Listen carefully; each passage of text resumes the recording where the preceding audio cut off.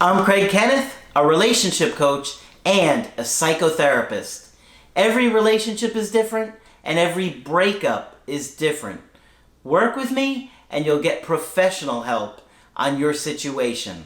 And if you're in no contact, focused on personal growth, my workbook series, The Knowledge, will help you make changes like you've never made before. Available now at AskCraig.net.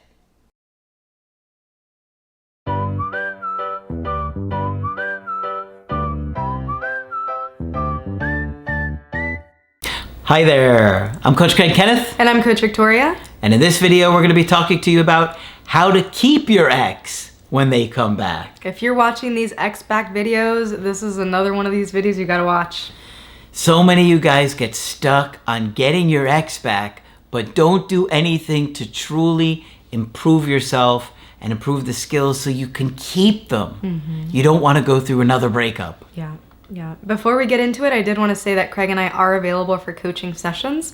So if you would like to talk about your situation one-on-one with one of us, you can do so by going to the website and booking from there. This is a very important topic, so I'm hoping that you guys listen up and have your ears open. Yeah. Guys, we're always talking to you about personal growth. Mm-hmm. We're always talking about educating yourself, healing your attachment issues, working through things, and learning to be a better partner because many of you guys are sitting there watching no contact videos so scared that your ex isn't going to come back that you're not actually putting a plan into place to get them back. And that is going to be a huge missed opportunity for you because, look, whether or not you get your ex back, that doesn't have to be the success story.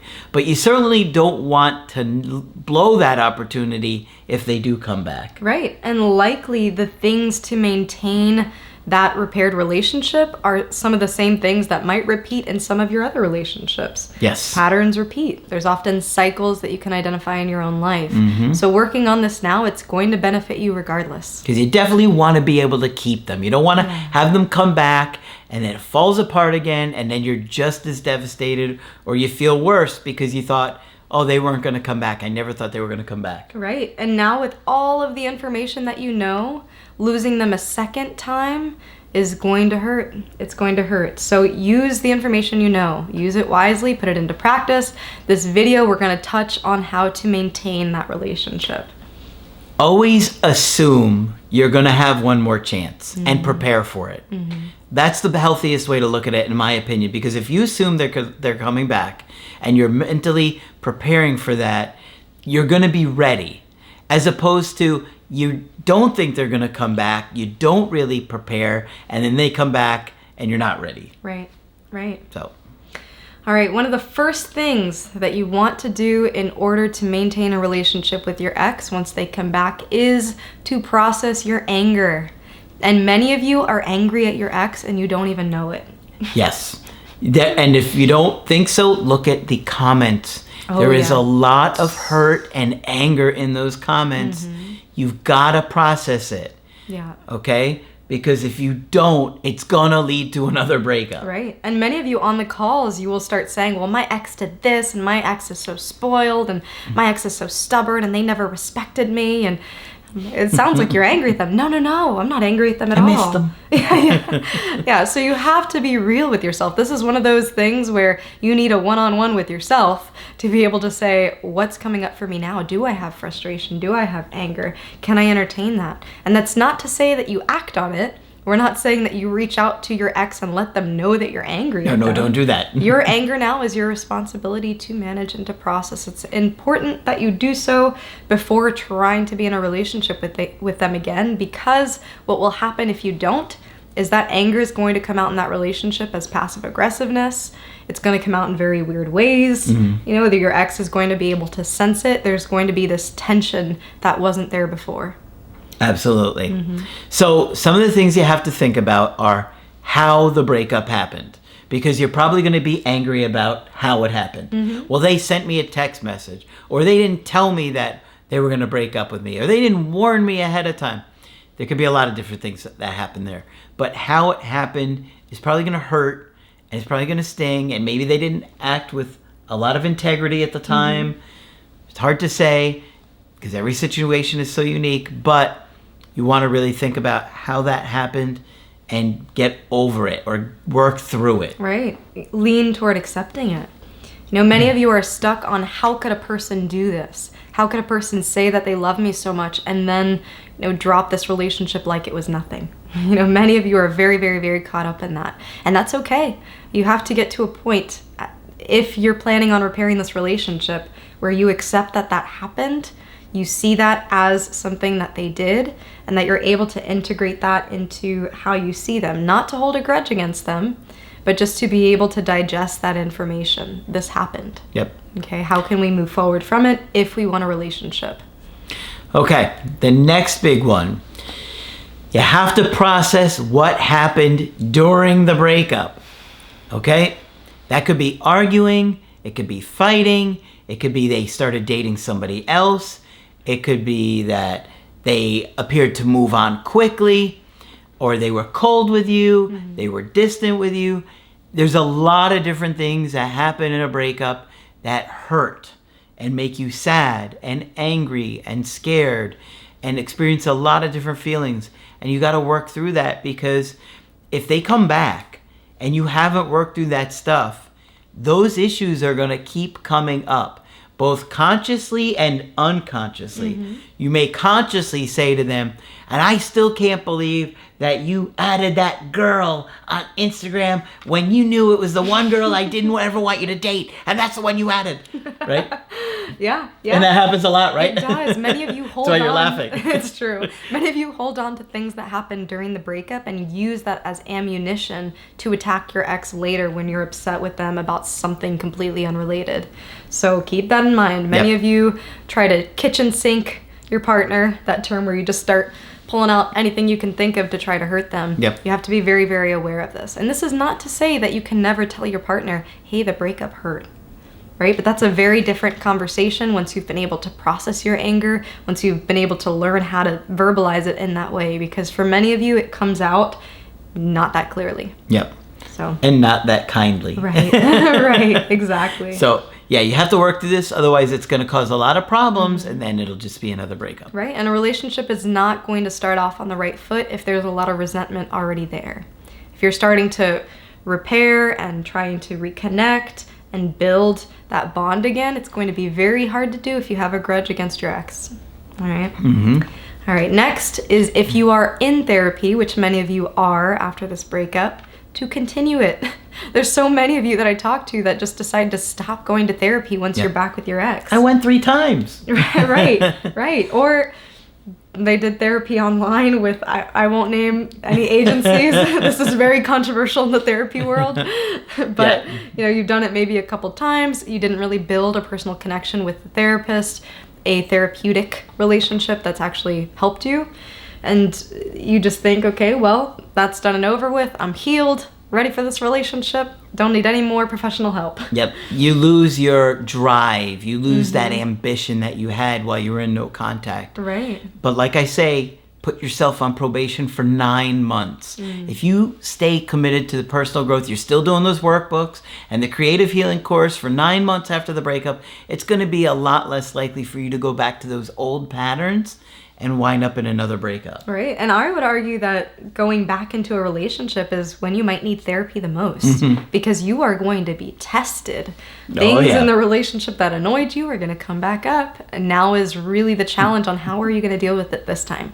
Are you going to do something different? Or are you going to revert back to those old patterns? So that's really, really the challenge there. Next big one is to work on discipline. A lot of times when relationships fail for a second or third or fourth time, one or both parties lacks discipline. The ability to set a boundary, keep with it, follow through, even when it's hard. That's the tough one. Following through. And a lot of people don't get their ex back because they don't follow through and stick with the plan.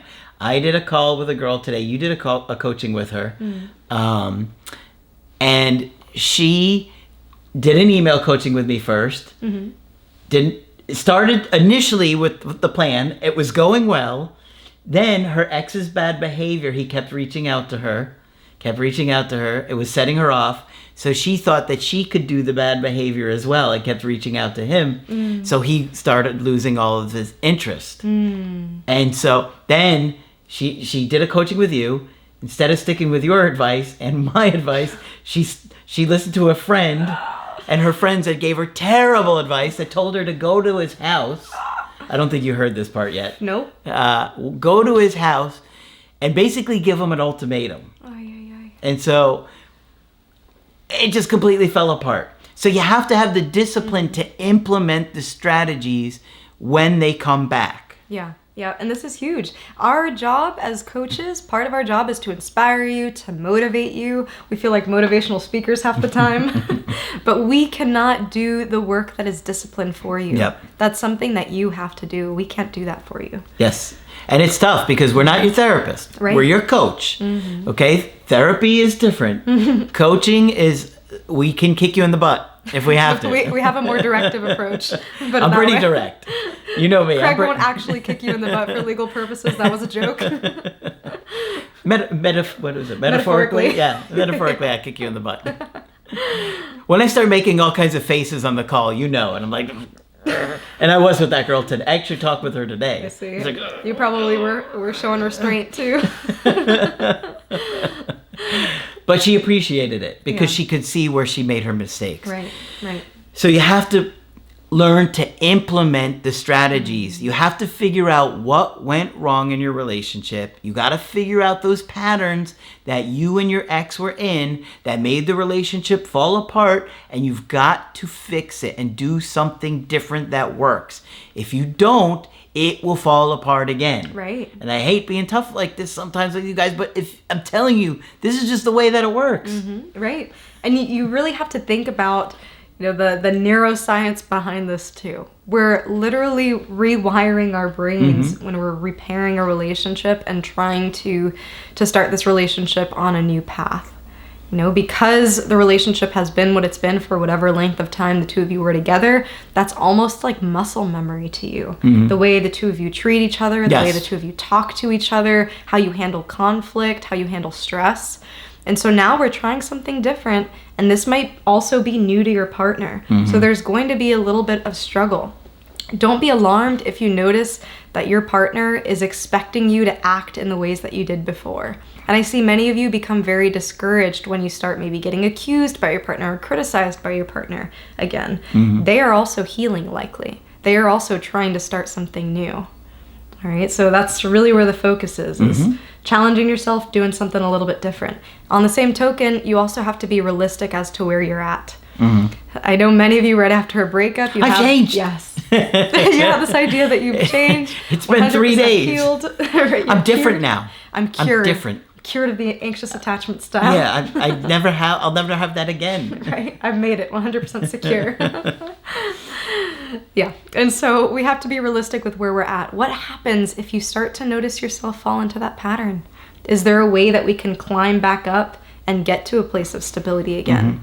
So having those real conversations with your ex, with your perhaps soon-to-be partner or partner again, is very, very important. If I do make this mistake again, how can we handle it different this time? Or if you make this mistake again, how can we handle it different this time? So very important to do. And you also don't want to overpromise. This is a big one. I see so much of this. I promise I will never do this again. I will love you forever. I will always fight for this relationship. It will blow up in your face in the first argument. Yeah. Literally, the first argument. And for those of you that have made this mistake, leave a comment and share what happened. Right. Because I've seen this so many times, and I warn you guys not to do this stuff, but you don't really do that work, and then it comes up. You can't even help it. It's like instinct, that overpromising. And then as soon as that first argument happens, they say, "Oh, I thought you changed." And I'm not even going to go down that rabbit hole, but I know the story that goes from there. I used to work at a part-time job, and part of our training, and I will always remember this for some reason, but part of what they told us to do is to under-promise and over-deliver. And I think this applied to relationships can actually do very well. When we overpromise and set these really high expectations of our partner that we can't follow through, it just leads to a lot of disappointment. So it's better to be realistic with yourself. Say, okay, these are some of the things that I know I can provide for you. I know that I can show up and follow through with. Yeah. And then be able to work on these skills and really impress your partner. Really be able to show them, wow, I can go above and beyond for you. That makes a much different impact. Yes, absolutely. So just focus on the growth and showing with your behavior as opposed to overpromising. Right. Now you have to consider them. Are they working on themselves? Are they in therapy? Are they trying to better themselves? You guys are in a dynamic that you've both created together. And the healthier that it is from both of you, the more likely it's going to turn around and improve. Are they aware of their issues, their attachment trauma, their attachment style? Are they aware of yours and how to navigate that easier, like the stuff that we teach? You know, that is ideal, that they've shown some growth. And, you know, anyone could do it. It's just whether or not they want to. So you can't force them. You can't push them into it. All you can do is encourage them and also not be so eager to jump back when somebody's not trying to work on those things, right? You just got to protect yourself. Yeah. If they're not going to do the work on themselves, then, you know, it's going to be more likely to fall apart again. So you don't want to just, you know, blindly say, oh, they're back. I'm so happy. It's going to be perfect and amazing. Make sure they're acting like an adult too. Right. And also don't say, well, we're back, so let me tell them how avoidant they are. I know many of you ask, should I send my ex your videos? And while I understand weekly, I hear yeah. that weekly. While there's a very good intention to this, and we would love for everybody to know about attachment styles, of course, this is something that probably changed your life, and you're excited to show your ex about that. Yeah. A lot of times we see that exes are resistant when it seems like someone is telling them that there's something wrong with them.